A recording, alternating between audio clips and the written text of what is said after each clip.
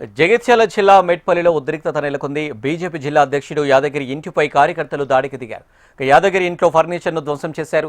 Metpally municipal ఎన్నికల్లో 10 మంది BJP కౌన్సిలర్లు ఉన్నప్పటికీ సమయానికి విప్ ఇవ్వలేదని కార్యకర్తలు ఆగ్రహం వ్యక్తం చేస్తూ నిరసనకు దిగారు. బీజేపీ జిల్లా అధ్యక్షుడు యాదగిరిని కార్యకర్తలు ఉరికించి కొట్టడంతో వారి నుంచి తప్పించుకున్న జిల్లా అధ్యక్షుడు యాదగిరి పారిపోయినట్లు తెలుస్తుంది.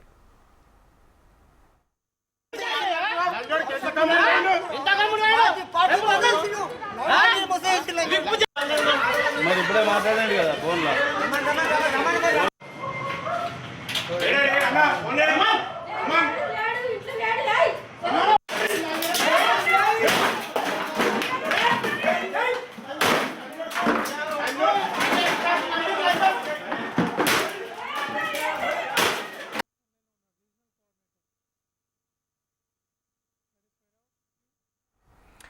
జగిత్యాల జిల్లా మెట్పల్లిలో ఉద్రిక్తత నెలకొంది. బీజేపీ జిల్లా అధ్యక్షుడు యాదగిరి ఇంటిపై కార్యకర్తలు దాడికి దిగారు. ఇదే అంశానికి సంబంధించి మరిన్ని డీటెయిల్స్ మా రీజనల్ కోఆర్డినేటర్ గోపాలకృష్ణ అందించడానికి సిద్ధంగా ఉన్నారు. గోపాలకృష్ణ,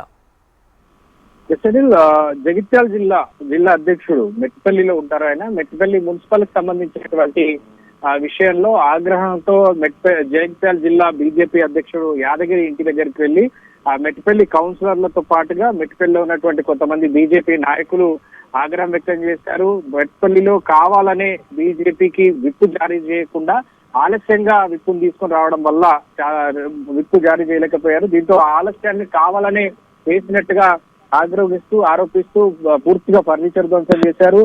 అలాగే యాదగిరిపై దాడికి యత్నించారు. దీంతో ఆయన హుటాహుటిన అక్కడి నుంచి పారిపోయేటువంటి ప్రయత్నం చేశారు. పారిపోతూ ఉండగా కూడా వెంబడించి అతనిపై దాడి చేసినటువంటి దృశ్యాలు కనిపించాయి. మెట్పల్లి మున్సిపాలిటీలో మొత్తం 26 వార్డులకు గాను 10 వార్డుల్లో బీజేపీ గెలిచింది. మిగతా వార్డుల్లో కాంగ్రెస్ 6 స్థానాలు, బీఆర్ఎస్ 6 స్థానాలు, 4 స్థానాలు ఇండిపెండెంట్ గెలుచుకున్నారు. అంటే ఫుల్ ఫ్లెడ్జ్డ్ గా 10 స్థానాలు బీజేపీ గెలుచుకున్నప్పటికీ అక్కడ విప్ జారీ చేసి ఇతర ఇండిపెండెంట్లను లేదంటే ఇతర పార్టీ వాళ్ళను తనకు అనుకూలంగా మార్చుకోవాల్సినటువంటి పరిస్థితుల్లో బీజేపీకి సంబంధించినటువంటి ఒక కౌన్సిలర్ చివరి దశలో కాంగ్రెస్ పార్టీకి ఓటు వేయడం పూర్తిగా అక్కడ ఉన్నటువంటి పరిస్థితి మారిపోయింది. దీంతో మెట్పల్లి మున్సిపాలిటీలో 10 స్థానాలు సాధించుకున్నప్పటికీ 26 స్థానాల్లో 10 స్థానాలు సాధించుకున్నప్పటికీ మున్సిపల్ కాంగ్రెస్ కైవసం చేసుకొని పోయింది. దీంతో అక్కడ ఉన్నటువంటి బీజేపీ కౌన్సిలర్ ఎవరైతే ఒక్క ఓటు బీజేపీ 10 మందిలో ఒక కౌన్సిలర్ మాత్రం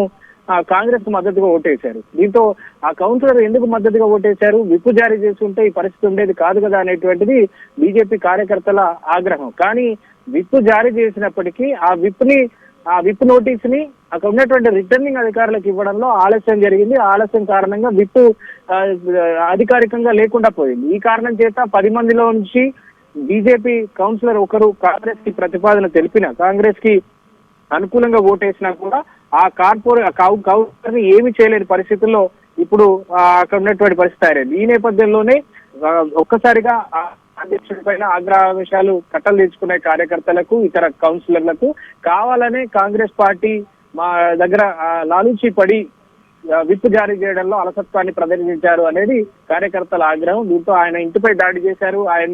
ఆయనపై దాడి చేసి కొట్టేటువంటి ప్రయత్నం జరిగింది. దీంతో హుటాహుటిన ఆయన పారిపోయే ప్రయత్నం చేస్తూ ఉన్నప్పుడు ఆయనపై దాడి కూడా చేశారు. ఇంట్లో ఉన్నటువంటి ఫర్నిచర్ అంతా కూడా ధ్వంసం చేస్తున్నటువంటి దృశ్యాలు అయితే మనకు కనిపిస్తుంది.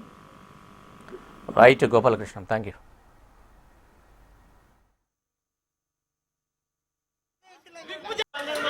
మరి ఇప్పుడే మాట్లాడండి కదా ఫోన్లో.